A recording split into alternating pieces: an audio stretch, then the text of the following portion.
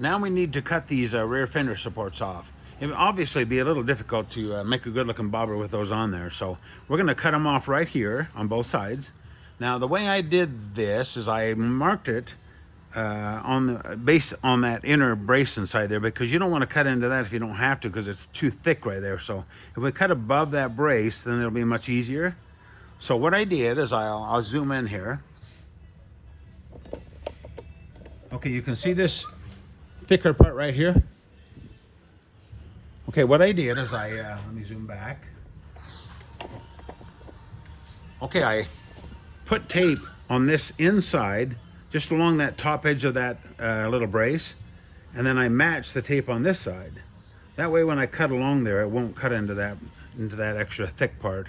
I mean, these cuts aren't critical because the seat pan goes quite a way above it, but we want to make them kind of nice and neat and tidy. So what I'll do is I'll cut the other side, and then I'll show you when I get the other side cut how I did it. Actually, you may even want to fast forward and look at after the cuts are done. It'll kind of make it clarify it for you. So let's cut these off.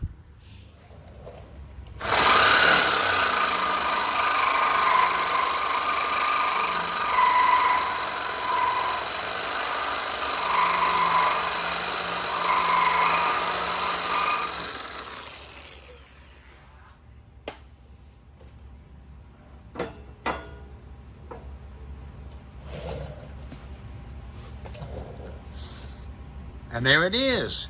I'm almost 75 years old, so if I can do that, you can do it.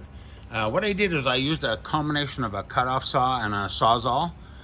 It worked really good because the cutoff saw can make a nice straight start, and then you can finish with the sawzall. I would say if you have one saw, I would go sawzall over a cutoff saw, just for the fact that they spray so many sparks out. Anyway, I'm gonna zoom in here on the next little segment, and I'll show you where we make the cuts. You'll notice that I have an old quilt or towels or whatever to put over this section here. You don't want that to fall down and scratch your pipes or sprocket on the other side. So put something on there, and then I'll zoom in on these cuts and I'll show you what I meant about marking them.